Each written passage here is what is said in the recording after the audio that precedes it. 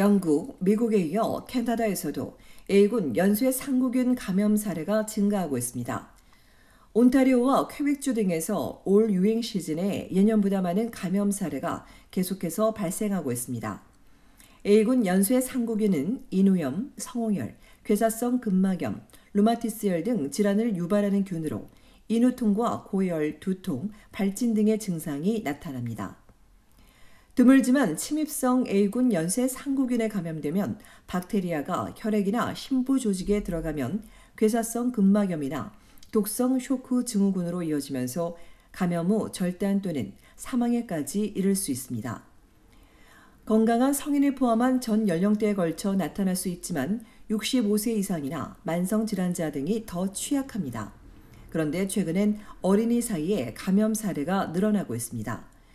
이유는 명확치 않지만 코로나19 방역 조치가 완화되고 항체가 없는 상태에서 호흡기 관련 질환이 유행하는 것과 관련됐을 가능성이 있다고 보고 있습니다.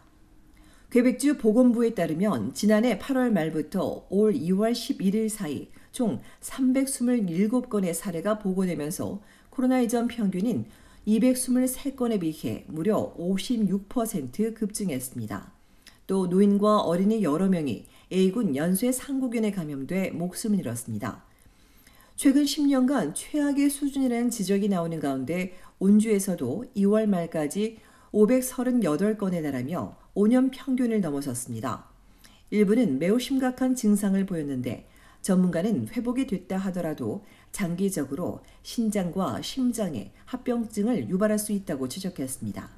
연방공중보건국의 초기 조사 결과에 따르면 지난 11월 전국 15세 미만 어린이들 사이에서 A군 연쇄 상구균 감염 사례가 증가했습니다. 중증 A군 연쇄 상구균 감염으로 악화되는 어린이들은 종종 호흡기 바이러스 감염증으로 먼저 시작하는 경우가 있는 것으로 알려졌습니다. 이는 전 세계적인 추세로 세계보건기구 WHO에 따르면 영국과 미국을 포함해 프랑스와 아일랜드, 네덜란드, 스웨덴 등에서 감염 환자가 오랜 기간 급증하고 있습니다. 전문가는 A군 연쇄 상구균이 무증상이거나 경미하게 지나가기도 하지만 기저질환자와 다른 질환을 앓는 경우 또 상처가 난 사람들은 특히 조심해야 한다고 전했습니다. 특히 열이 나거나 두통, 의식 혼미, 심각한 인후염 증상이 나타나면 바로 의사에게 연락해야 한다고 강조했습니다. 이외에 평소 손 씻기와 기침이나 재채기 할 때는 팔로 가리고 아플 땐 집에 머무는 것이 중요하다고 덧붙였습니다.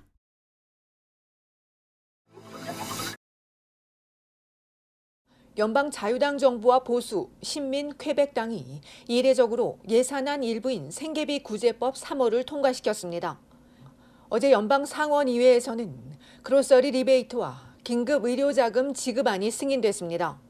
이에 따라 조만간 자격이 되는 중저소득층 1,100만여 명에게 25억 달러의 그로서리 리베이트가 GST 환급 시스템을 통해 자동으로 지급될 예정입니다. 별도의 신청이나 절차는 필요 없으며 두 자녀를 둔 적격한 부부는 최대 467달러, 시니어는 최대 225달러, 싱글은 234달러를 받게 됩니다. 아직 구체적인 지급 일자가 나오지는 않은 가운데 앞서 연방국세청은 그로서리 리베이트를 준다는 문자와 이메일 사기를 경고하기도 했습니다. 이와 함께 연방정부가 각 주와 준주에 제공하는 긴급 의료자금 20억 달러도 어제 승인됐습니다.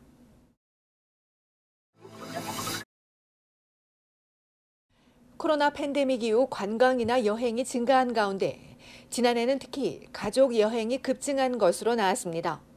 에어비앤비 캐나다가 지난해 어린이 또는 유아를 동반하는 가족 여행을 조사한 결과 코로나 팬데믹 이전보다 무려 50%가 증가했습니다.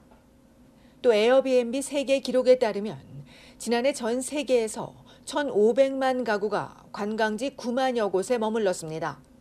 가족 여행객들은 주로 호수와 캐빈, 스키 또는 수영장이 있는 지역을 선호했습니다. 지난해 캐나다에서 가장 인기 있는 가족 여행지는 온타리오주의 토론토와 오타와, 프린스 에드워드 카운티이며 엘버타주는 캘거리와 에드먼튼, 캔모어 지역이 꼽혔습니다. 이외 퀘벡주 몬트리올과 퀘벡시, 브리티시 컬럼비아주 밴쿠버, 노바스코샤주의 헬리팩스를 가장 많이 방문했습니다.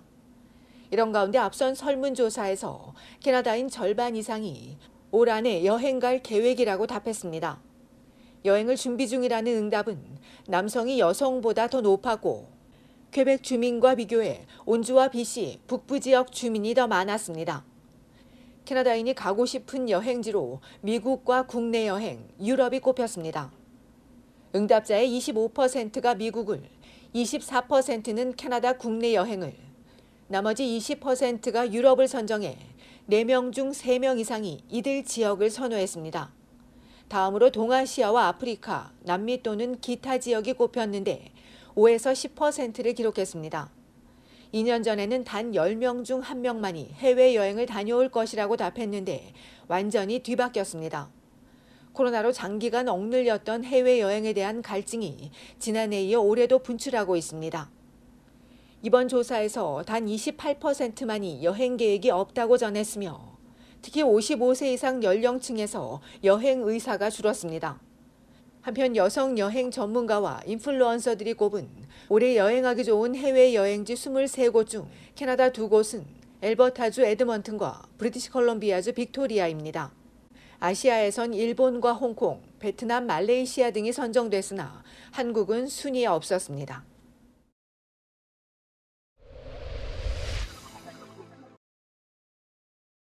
온타리오주 토론토에서 학교를 협박한 14살 학생이 경찰에 붙잡혔습니다. 어제 아침 포레스트힐 주니어 앤 시니어 퍼블릭 스쿨이 위협을 받자 수사에 나선 경찰이 사망이나 상해 협박 혐의로 14살 청소년을 검거했으며 구체적인 협박 내용이나 용의자가 이 학교에 다녔는지 여부에 대해선 공개하지 않았습니다. 또 웨스턴 컬리지에이트를 상대로 여러 명의 아이들이 총을 쏘겠다고 협박하는 일도 있었습니다. 이에 경찰이 학교와 학생의 출입을 통제하고 모든 수업이 끝난 뒤에야 통제를 풀고 귀가 조치했으며 만일을 대비해 오늘도 경찰이 이 학교에 배치된 것으로 알려졌습니다. 오늘 오전까지 이들 두 사건과 관련해 다행히 다친 사람은 아무도 없는 것으로 전해졌습니다.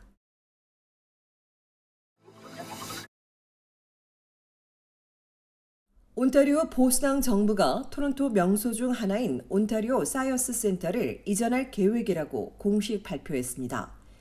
지난주 이전 계획을 시사한 정부는 최근 온타리오 플레이스 재개발 추가 프로젝트 세부 내용을 공개하면서 온타리오 플레이스 안에 부지를 마련해 오는 2025년부터 공사를 시작하고 현재 센터는 철거할 예정이며 이 자리엔 주택단지 조성을 검토하고 있다고 밝혔습니다. 사이언스 센터가 너무 오래돼 현대적인 시설로 만들어야 한다고 주장하는 정부와 달리 야당은 충분한 여론 수렴을 거치지 않고 주 정부가 일방적으로 결정했다고 지적했으며 토론토 시장 후보 중 일부도 주정부 의견에 반대 의사를 밝히고 있습니다. 한편 정부 소유의 사이언스 센터는 지난 1969년 문을 연 이후 박물관이자 체험 현장으로 매해 많은 가족 방문객들이 찾고 있는 관광 명소입니다.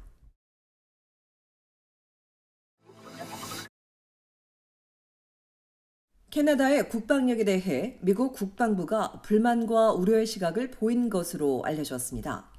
미 국방부 기밀 문서를 입수했다며 워싱턴 포스트가 보도한 바에 따르면 지난 2월 11일 유콘주 상공에서 정찰 풍선으로 의심된 정체불명의 비행 물체에 대한 캐나다군의 대응이 1시간 지연돼 미국의 지원이 필요했다고 지적하는 등 캐나다의 광범위한 국방력 부족에 파트너십 관계와 동맹 기여에 부담이 되고 있다는 불만이 드러났습니다. 북대서양 조약기구가 회원국에게 국방비 지출 규모를 국내 총생산의 2%를 권고하고 있지만 캐나다는 1.29%에 불과한데 이와 관련해 저스틴 트루도 연방 총리가 나토 관리와 나눈 사적 대화에서 캐나다가 이 요구를 맞출 수 없을 것이라고 말한 내용도 담겨 있습니다.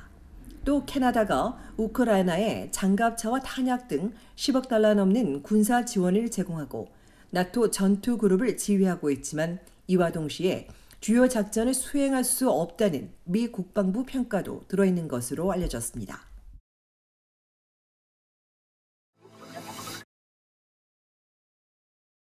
온타리오주 토론토에서 봄이면 많은 시민들이 기다리는 벚꽃이 올해는 빨리 개화했습니다.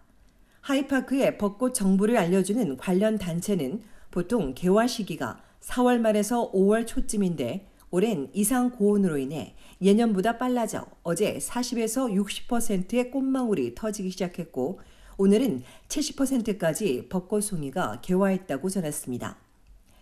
단체는 만개한 벚꽃이 보통 일주일 정도 지속되지만 기상 상황에 따라 짧아지거나 더 길어질 수 있다며 홈페이지에서 개화 진행 상황을 확인하고 방문할 것을 당부했습니다.